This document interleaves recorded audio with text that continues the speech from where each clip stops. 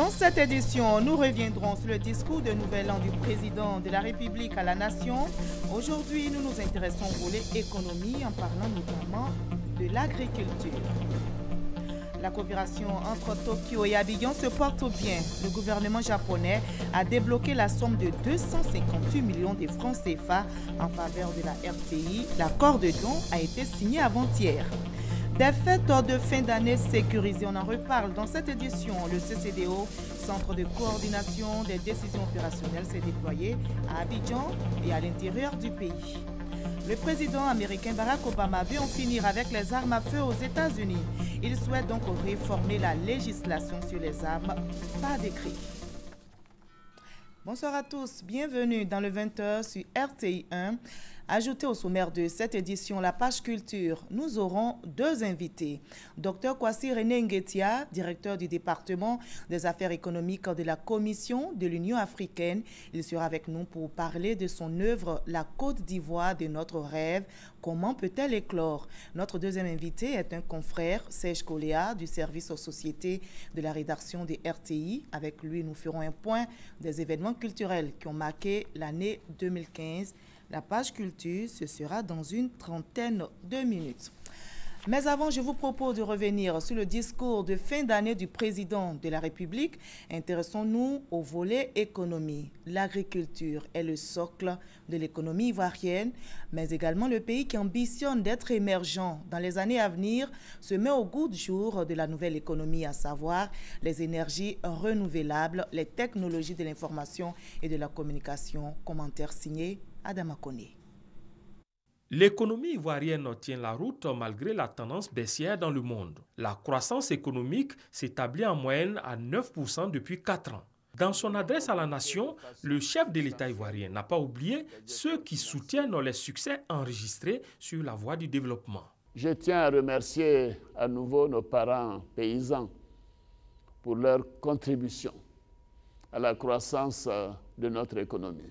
Nos parents paysans ont porté le développement de notre pays jusqu'à ce jour.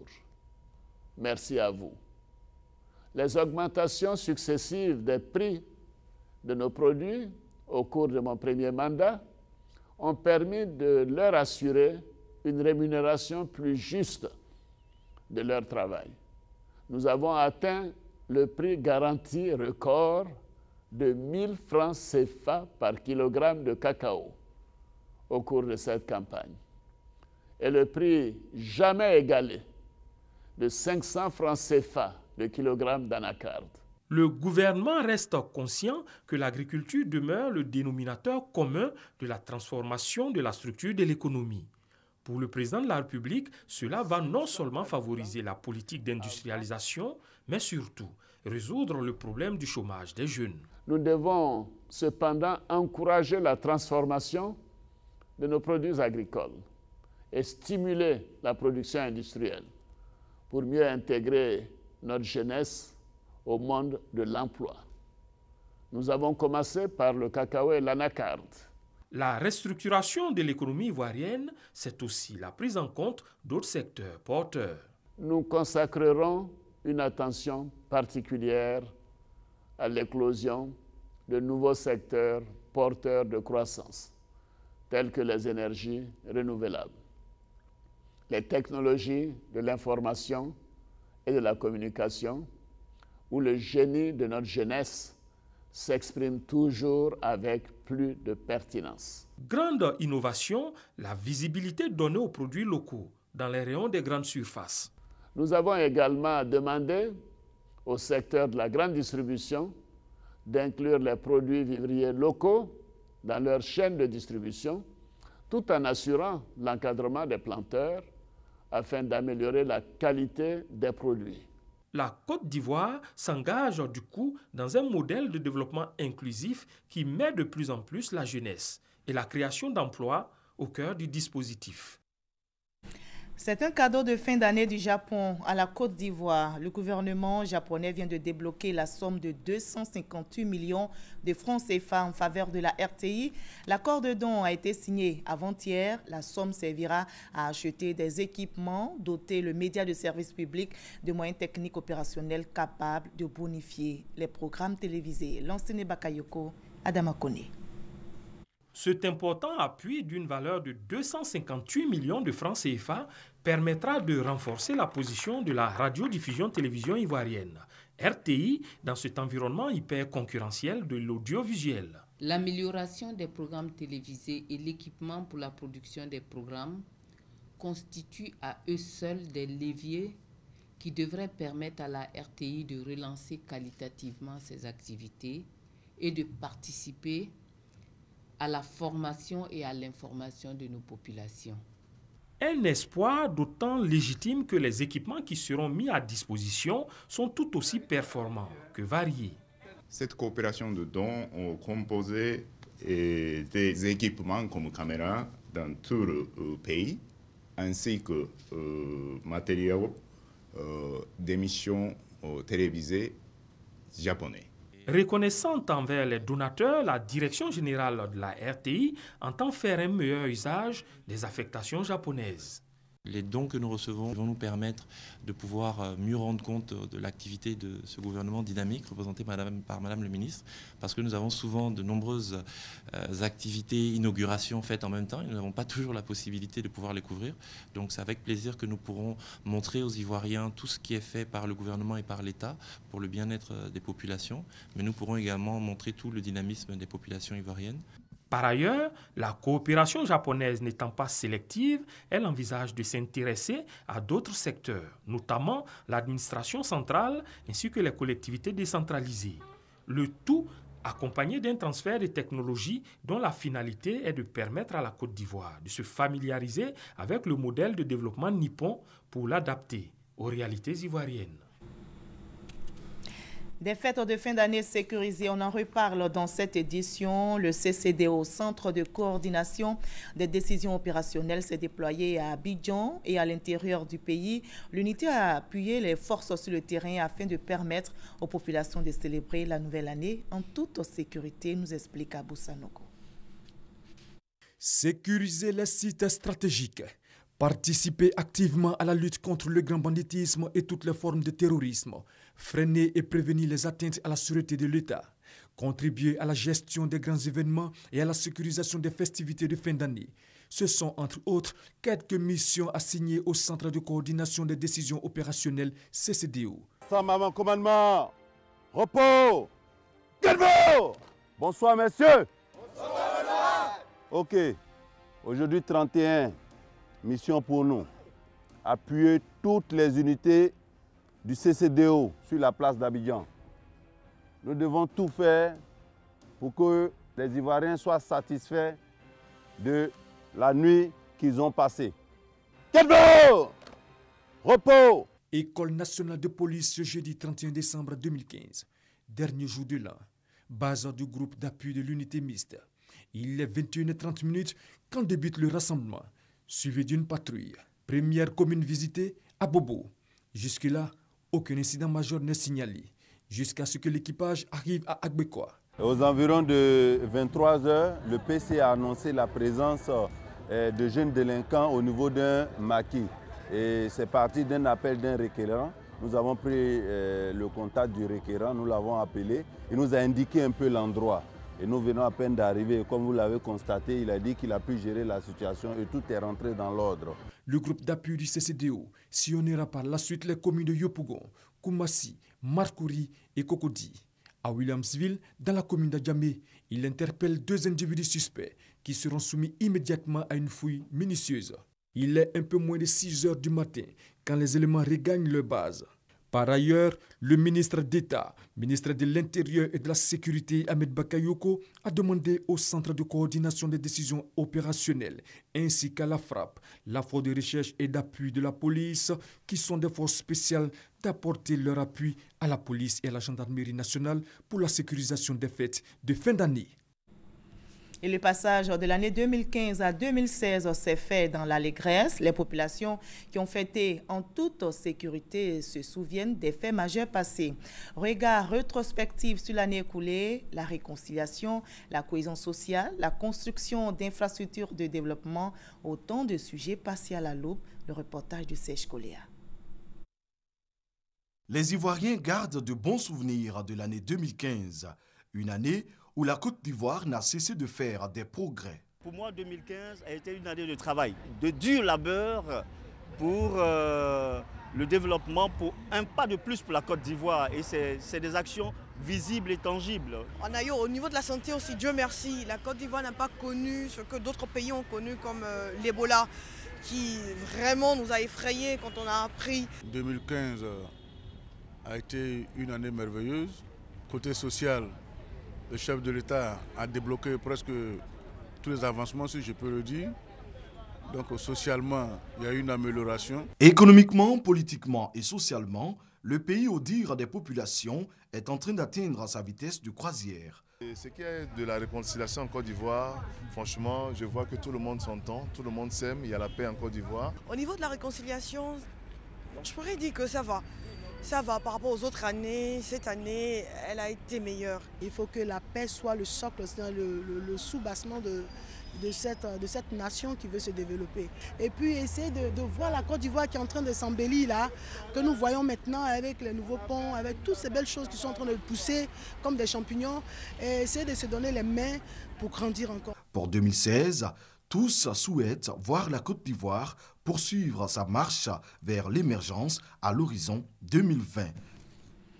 Je vous propose de faire un tour maintenant à Daloa pour voir comment les populations ont accueilli la nouvelle année. 2016 a été célébrée dans la ferveur, mais la fête, malheureusement, a été entachée par des accidents de la circulation. Il y a eu aussi un incendie, le témoignage de Mamadou Kwasi.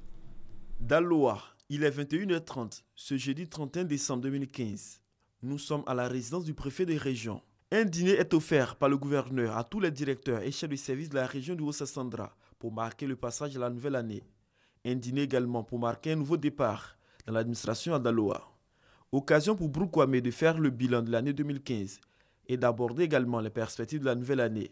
Le préfet Brou Kwame et ses collaborateurs placent cette nouvelle année 2016 sous le signe de la cohésion et de l'excellence. Après la résidence du préfet, un tour dans les rues de la ville de Daloa.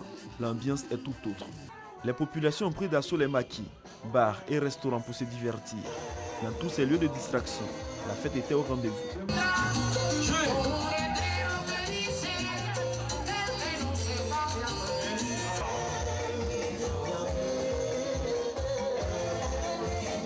Pendant ce temps, l'heure était à la prière et au recueillement dans tous les lieux de culte.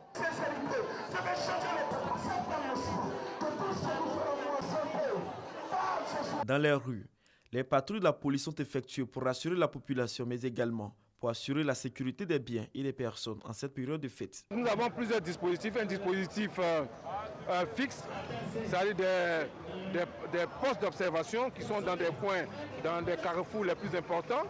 Nous avons également des dispositifs de patrouille portée, tels que vous avez vu, et puis nous avons des patrouilles pédestres. Au terme de la soirée festive dans la région du Haut-Sassandra, le bilan de la police fait état d'un accident de la circulation et d'un incendie, mais aucune perte en vie humaine n'a été enregistrée.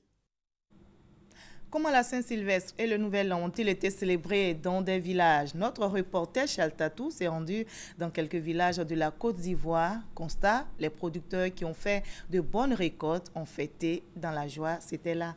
Nous allons voir maintenant le reportage de Chaltatou. La population rurale a aussi la culture de la célébration de la Saint-Sylvestre. Chacun fait du bruit dans sa cour quand la récolte a un peu donné. Que ce soit dans les villages, électrifiés ou non, cela est une règle de la vie. Pour le moment, c'est nous, on est au point où tout le monde vient ici. S'il y a la boisson seulement, ils viennent. Mais s'il y a la boisson, il y a d'autres qui passent. À 20h, il n'y avait pas encore de grand bruit dans les localités tout au long de la voie, Bouaké-Béoumi jusqu'à Afotobo, le village de Feu l'artiste Gimi Enceinte. On a eu l'impression que la Saint-Sylvestre était seulement l'affaire des citadins, tant l'ambiance est timide. Mais c'est plutôt une erreur. Il fallait attendre jusqu'à 22h pour voir le mercure de l'ambiance monter dans ces villages. La famille est unie, il y a une tresseuse, mon cousin, mes enfants, tout ça. Donc je suis content de l'enthousiasme. À Bolikro, pour la circonstance, les batteries ont aidé à produire de l'électricité. Mais la fausse note ici a été la boisson non glacée. Ici, il n'y a pas de bière glacée, donc on va pour boire un peu de bière glacée. L'année 2015 est morte, vive 2016. Dans les villages derrière le lac de Kossou, les récoltes ont été bonnes. L'avènement de l'ANACAD a fait qu'aujourd'hui, en tout cas, les villages changent. Nos parents même qui sont en basse-côte reviennent. Les bons résultats des récoltes mettent fin aux brouilles dans certains foyers. Dans le temps, comme je n'avais pas les moyens, ma femme, ma fille pour aller à San Pedro. Mais actuellement, comme elle voit que ça va, elle est revenue avec moi. Et cette année, en tout cas, j'ai pu l'habiller et habiller les enfants. Dans les villages, le 1er janvier est un jour sacré. C'est le jour où le mari capable habille sa femme et ses enfants. Voilà, c'était là les derniers échos de ces fêtes de fin d'année avec notre reporter Charles Tato. Le ministre chargé de la promotion de la jeunesse et de l'emploi des jeunes vient d'une mission en France et en Suisse.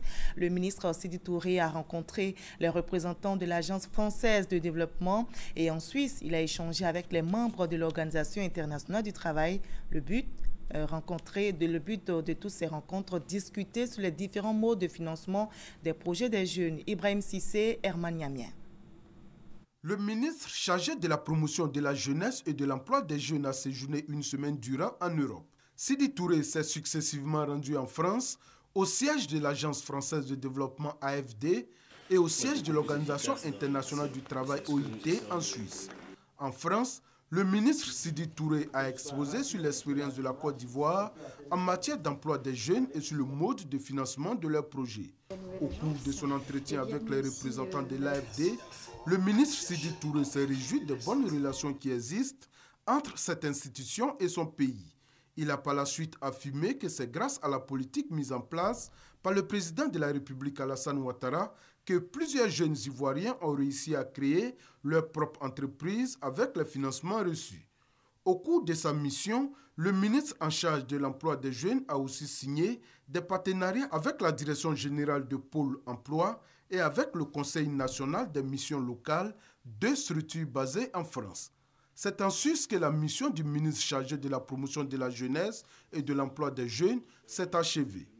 Ici, Sidi Touré a encore échangé avec les représentants de l'Organisation internationale du travail sur la question des conditions de travail des jeunes, mais aussi sur leur insertion socio-professionnelle.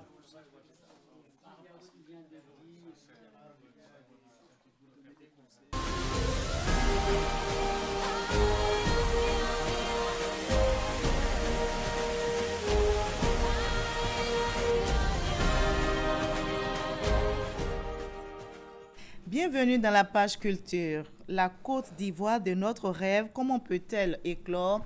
C'est interrogé notre invité de la page culture. René Nguetia Kwasi, directeur du département des affaires économiques de la Commission de l'Union africaine, partage un rêve avec ses lecteurs. Le rêve d'une Côte d'Ivoire est prise de paix. Mais comment y arriver? Notre invité a la réponse. Bonsoir, M. Nguetia. Bonsoir. Merci en tout cas d'être avec nous sur ce plateau. C'est moi qui vous remercie. Résumez-nous en quelques phrases seulement le rêve que vous partagez avec vos lecteurs. Le rêve, c'est que notre pays, la Côte d'Ivoire, un pays tel que l'a conçu le président Félix Houphouët-Boigny, un pays permanemment apaisé, pacifié, un pays uni et solidaire, un pays d'hospitalité qui accueille ses frères, un pays qui joue son rôle dans la dynamique de l'intégration régionale et continentale, et un pays dont la voix est écoutée et respectée dans le Conseil des Nations. Et vous vous interrogez, la Côte d'Ivoire de notre rêve, comment peut-elle éclore? Bon, vous avez une réponse? La réponse est que ce livre se structure autour de grands thèmes.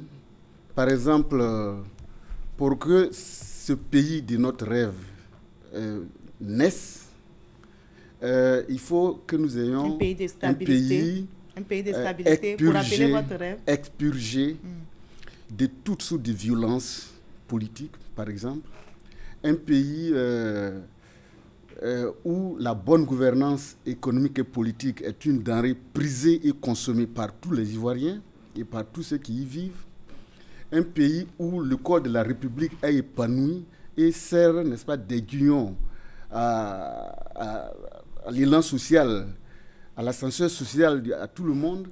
Un pays qui est aimé, visité, qui joue un rôle dans l'intégration, un pays d'hospitalité en quelque sorte, et un pays qui est écouté.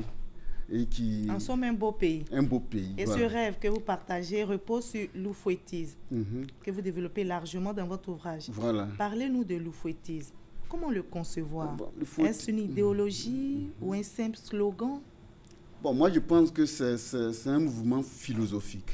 Parce que la pensée d'Oufoué, telle que moi, je l'ai connue, je l'entretiens, enfin, c'est ce que je viens de décrire.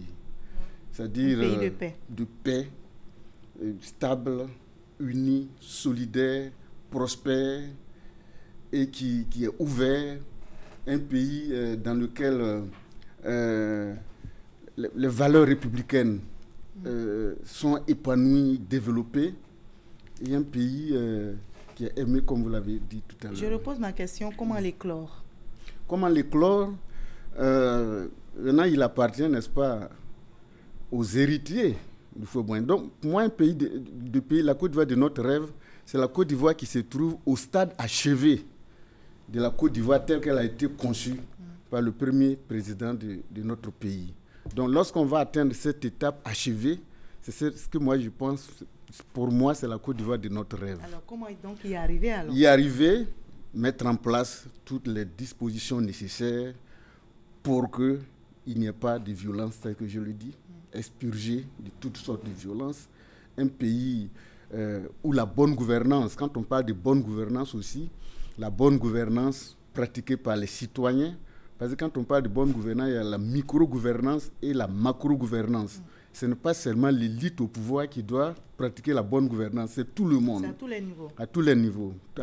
Chaque citoyen doit pratiquer les vertus de la bonne gouvernance.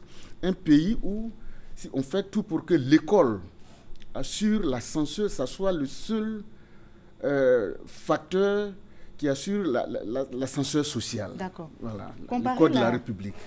Comparer la Côte d'Ivoire d'hier à aujourd'hui, pensez-vous que nous sommes sur le bon chemin?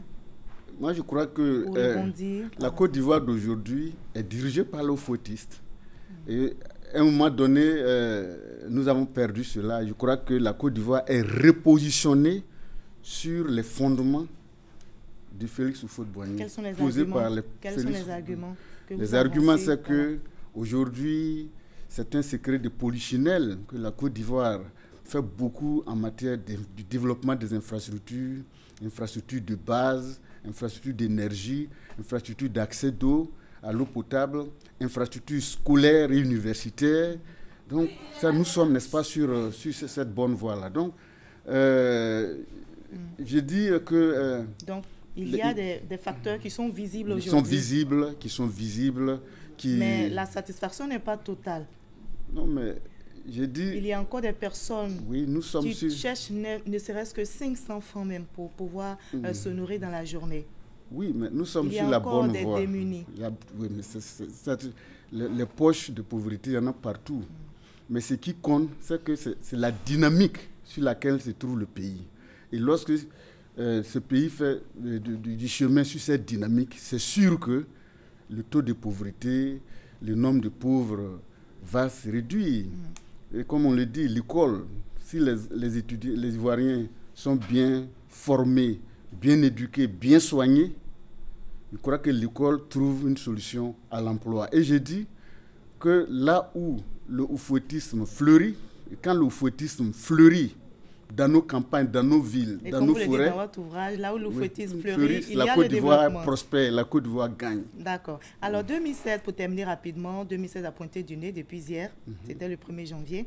Votre rêve pour tous les Ivoiriens d'ici à 2017? C'est de s'inscrire dans la dynamique de l'Ivoirien nouveau. Et pour moi, l'Ivoirien nouveau, c'est celui qui respecte les vertus telles qu'elles sont représentées dans notre hymne national.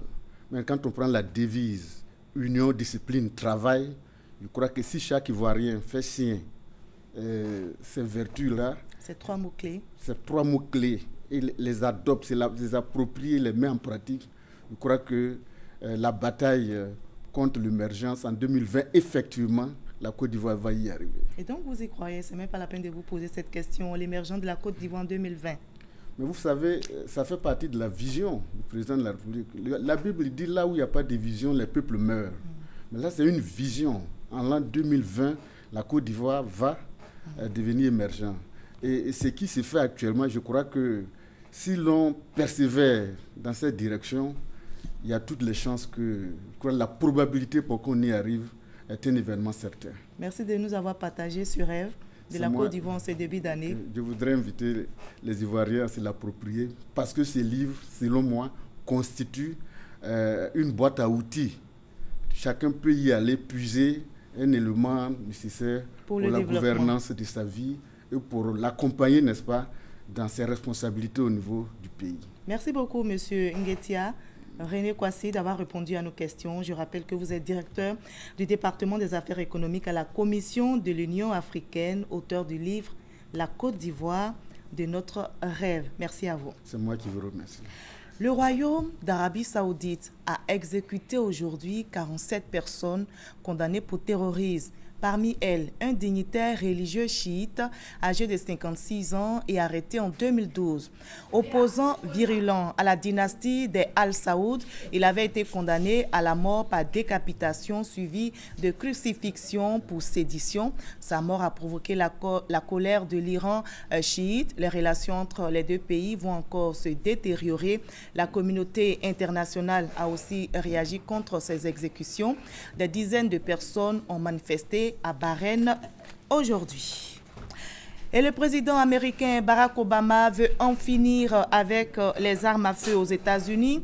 Il souhaite donc réformer la législation sur les armes. Cette volonté du président s'est forgée tout au long de son mandat au rythme des drames qui ont endeuillé le pays. Mais comment contourner les obstacles? Barack Obama envisage de passer par décret sans avoir à voter une nouvelle loi. Il veut notamment imposer le contrôle obligatoire des antécédents judiciaires et psychiatriques de toute personne qui voudra acheter une arme à feu.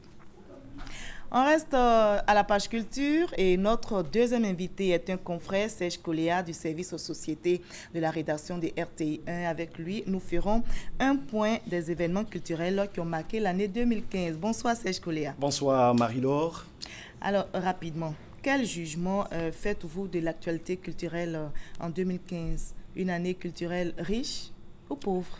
On va dire une année culturelle riche, une année culturelle bouillonnante qui fait toujours de la Côte d'Ivoire ce pays qui est la plaque tournante de la culture africaine. Donc, comme d'habitude, 2015 n'a pas failli donc à cette règle. La culture était au cœur de la Côte d'Ivoire. On va dire la culture était bouillonnante cette année. Donc, la culture a été riche. Alors, quels sont donc les faits majeurs à souligner?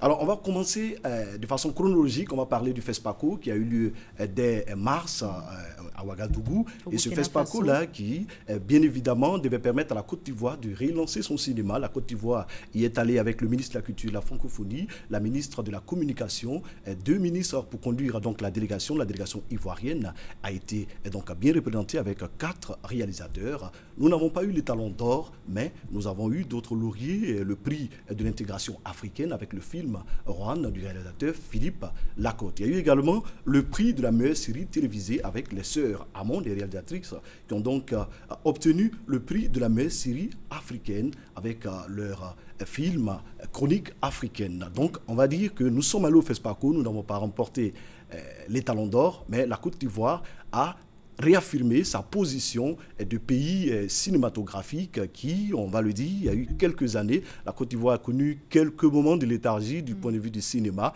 mais véritablement, en 2015, le FESPACO nous a permis de rebondir et de dire que le cinéma ivoirien comptait parmi les meilleurs du continent. Après le FESPACO, on va parler donc de Zouglou. Le Zouglou, vous connaissez bien cette musique. Le Zouglou a fêté ses 25 années cette année en Côte d'Ivoire.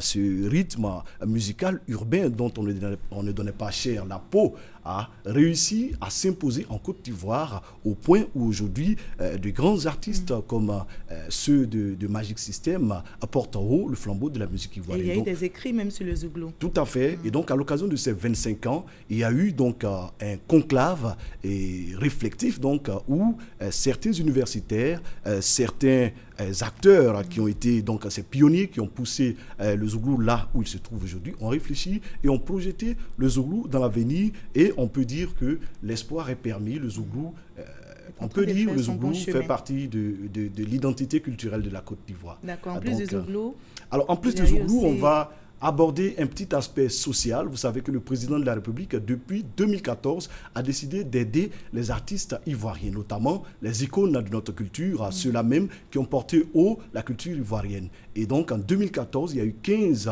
icônes de la culture ivoirienne qui ont bénéficié... dont Ala Thérèse et Anoma Broufélix, qui ont bénéficié d'une pension mensuelle de 300 000 francs CFA par mois. Ces artistes touchent 300 000 francs pour leur permettre de vivre C'est une prise en charge à durée indéterminée. À durée indéterminée, l'État de Côte d'Ivoire, à travers donc, le président de la République, a décidé de permettre à ces artistes-là de pouvoir vivre ces vieux jours avec 300 000 francs par mois. Au-delà, après ces 15 artistes qui ont bénéficié de cette pension mensuelle, il y en a eu encore 40 et 30 artistes qui ont bénéficié de cette pension mensuelle. J'allais dire même 32, parce qu'au finish, on en a 47 artistes ivoiriens qui bénéficient d'une pension mensuelle. Malheureusement, 2 d'entre eux sont décédés. Il s'agit de Dapley Stone et de Johnny Lafleur. Pour le reste, les 45 autres, chaque mois, perçoivent la somme de 300 000 francs comme salaire, on va dire. Au-delà, le président de la République a permis à Ala Thérèse, la prêtresse de la musique baoulée, de bénéficier d'une villa d'une valeur de 18 millions de francs CFA. Une musique d'ailleurs que vous appréciez bien, Tout à fait, nous apprécions la musique baoulée, vous le savez. Et il y a Anoma Broufélix aussi, le roi du Wami, dans la région de l'Agnébi, a également bénéficié de cette villa imposante de 18 millions.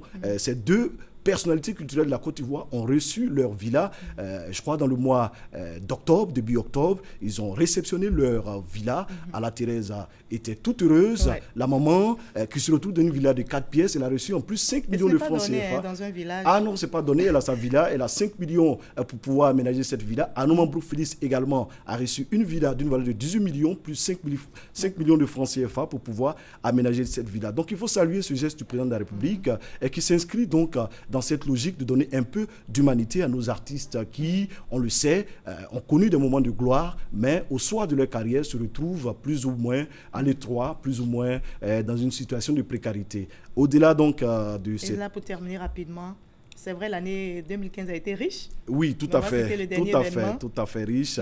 Il y a eu aussi des mouvements au Burida. Oui, le Burida, il faut saluer toutes ces initiatives qui ont été prises au Burida. Vous savez que le Burida, le Bureau ivoirien du droit d'auteur, a connu des moments de difficulté après la crise post-électorale. Et le conseil d'administration qui était en place, la direction générale qui était en place, n'était plus à la hauteur. Les artistes ont décidé de mettre fin à leur mandat. Donc il y a eu de grands changements. De grands changements. Un comité de gestion a été mis en place qui, pendant 3 ans, a travaillé aux côtés de la directrice générale, Irène Vira, pour mettre en place aujourd'hui un conseil d'administration qui travaille. Ce conseil d'administration qui a été mis en place il y a quelques mois est présidé par notre producteur Cyril Sylvain, qui conduit donc toutes les réformes en collaboration avec la directrice générale. Ce qui est important de souligner, c'est que d'importantes réformes sont en train d'être menées au niveau du Burida. Et ces réformes vont aboutir à la loi sur la copie privée qui est sur la table des députés ivoiriens. C'est une loi qui va permettre aux artistes ivoiriens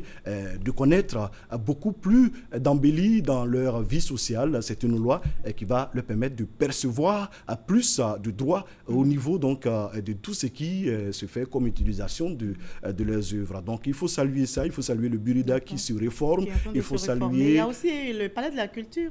Tout à fait. Le Palais de la Culture, vous savez que c'est l'espace par excellence de promotion de notre culture, notamment des arts. Les artistes ont toujours clamé qu'après la crise post-électorale, cette belle bâtisse n'était plus véritablement opérationnelle. Il a fallu attendre cette année, l'année 2015 qui vient donc de s'achever, pour voir cet édifice être remis sur pied. Il faut dire qu'il a été réhabilité à hauteur de 24 milliards de francs CFA. L'État de Côte d'Ivoire et puis la République de Chine ont contribué à remettre en selle cet espace culturel qui permet aujourd'hui à nos artistes de s'exprimer. On va dire que ce n'est pas suffisant. Il y a d'autres espaces qui doivent être créés pour permettre... Il faut commencer. Ah oui, il faut commencer. Le palais de la culture, tout à fait. Je pense pour le bonheur des artistes. Tout à fait. Alors, on est en 2016, Serge, et il y a des événements majeurs qui sont annoncés. Événement majeur pour 2016, on va parler du Massa, le marché africain des arts du spectacle africain, Massa 2016. Dès le début du mois de mars, cet événement culturel va donc s'ouvrir au niveau d'Abidjan. Vous savez que c'est un événement qui est resté bloqué, qui n'a plus eu lieu pendant plus de 7 ans, avant qu'il ne soit relancé en 2014. L'année surpassée, donc le Massa a été relancé. Et en 2016, les sélections sont déjà faites. Et en 2016, ce sont un peu plus de 600 acteurs culturels et troupes artistiques qui viendront à Abidjan faire la promotion de cette culture africaine et permettre justement à tous ces acheteurs de spectacles, à tous ces diffuseurs de spectacles de pouvoir repérer les bons éléments de notre culture, les acteurs culturels à même de la propulser au-delà de ce continent. Et donc, ce Massa, c'est un marché, comme son nom l'indique, c'est un marché pour que nos artistes se vendent, aussi bien ceux de la Côte d'Ivoire que ceux du continent africain. C'est un événement important. Je pense que c'est l'un des plus importants. 2016 sera dominé. On ne peut pas ne pas parler de cette bibliothèque. Oui, tout à fait. L'événement qui a donc clôturé en beauté, culturellement bien sûr, cette année 2016, c'est la Bibliothèque de la Renaissance africaine. C'est une bibliothèque qui va permettre... les travaux vont débuter. On parle de environ 3 à 4 ans pour que cette bibliothèque soit sur pied, mais soyez sûrs que cette bibliothèque de la Renaissance africaine va permettre encore à la Côte d'Ivoire de rayonner culturellement sur tout le continent. Donc c'est le bon point pour la Côte d'Ivoire qui continue de s'affirmer culturellement et qui impose sa culture au monde tout en accueillant les autres cultures des autres continents. Merci beaucoup Serge Koléa. Je rappelle que vous êtes du service société de la rédaction. On va prendre rendez-vous pour d'autres plateaux certainement, pour parler culture encore. Tout à fait. Merci en tout cas. Merci d'avoir été avec nous. Mais avant de vous laisser, on va terminer avec de l'humour en nous rendant au Palais de la Culture de Treichville. Et c'est une tradition. Chaque année, la RTI organise son émission d'humour Bonjour. Bonjour 2016 a drainé encore du monde au Palais de la Culture. Les humoristes de la Côte d'Ivoire et ceux venus des pays de la sous-région étaient au rendez-vous. Il y avait du sourire au Palais. Nous Sangaré, Ponipagasoro. Palais de la Culture de Treichville, il est un peu plus de 19h. Nous sommes à 1 heure de la traditionnelle émission de la radiodiffusion-télévision ivoirienne Bonjour 2016. Aux alentours du lieu du spectacle, il y a du monde. Un monde qui lutte pour se procurer le ticket d'entrée. Et pour ceux d'entre eux pour qui cette lutte ne paye pas, c'est la déception. Je ne suis pas contente parce que les tickets sont vendus à 10 000 et après ceux qui vont prendre, ils vendent à 25 000, 50 000, ce qui n'est pas normal. Bonjour, c'est un bel événement, mais quand on vient en retard, on double le tarif. Au lieu de 10 000, ça devient 20 000, 15 000. Mais où on est? On est en Afrique quand même. On ne va pas quand même chercher l'argent, on veut se faire plaisir, puis souffrir encore de notre plaisir. Nous sommes les revendeurs, on n'a pas volé les tickets, on s'est acheté propre, et puis on vient chercher pour nous dessus. Donc la personne qui fait ça, il ne peut pas payer, il n'a pas parti, c'est pas forcé. Comme mon ami n'a pas eu de ticket, je revends et puis je m'en vais à la maison. Il va à 20 000. Dans l'enceinte du palais, ces plus chanceux tickets en main sont dans une longue file. À moins de 30 minutes du spectacle, ils ont grand espoir d'avoir une place assise à l'intérieur. Les tickets ils ont compté par rapport au nombre de places, donc il n'y a pas de souci. Voilà. Il va y avoir une place. On va avoir une place puisque je suis ma bien-aimée. À moins de 15 minutes des différentes prestations, au niveau du poste de contrôle des tickets, la tension monte. On arrive, on se met à rang, c'est pas normal. Qu'est-ce que ça veut dire ça? À l'entrée de la salle, on utilise tous les moyens pourvu qu'on y ait accès. Personne ne veut se faire compter l'événement.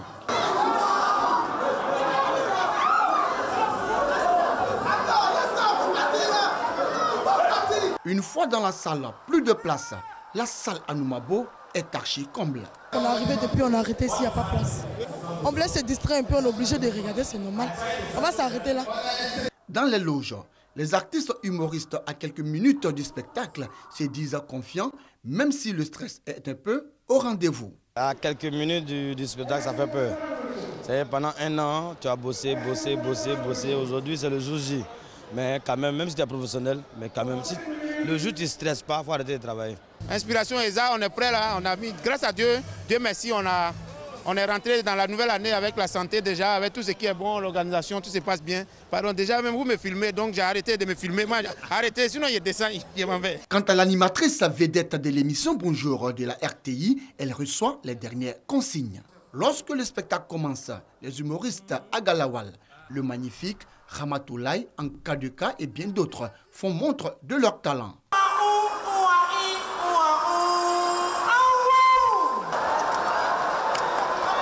Facebook aussi, voilà un endroit, quand tu publies j'ai perdu mon père, tout le monde clique j'aime. Pendant longtemps, Dieu me bénit. Pendant 5 ans, je mens ici. Dieu aussi, il va bon souvent. Il m'aide aussi à mentir. Merci beaucoup, bon Dieu. Action, maintenant, mentons. Les spectateurs de Bonjour 2016 n'ont pas boudé leur plaisir. Et vous pensez qu'après Bonjour, vous allez vous en sortir vivante, mais vous serez abattus ce soir. Comme les éditions passées, cette année encore, des membres du gouvernement, le gouverneur du district autonome d'Abidjan et plusieurs autorités ont effectué le déplacement. Bonjour 2016 terminé, rendez-vous est donc pris l'année prochaine pour plus d'humour et de rire. Fin de cette édition réalisée par Arlène Poka et Kaneba Kari Korobogo. Merci à toute l'équipe technique. J'aurai du plaisir à vous retrouver demain à 20h pour un nouveau journal.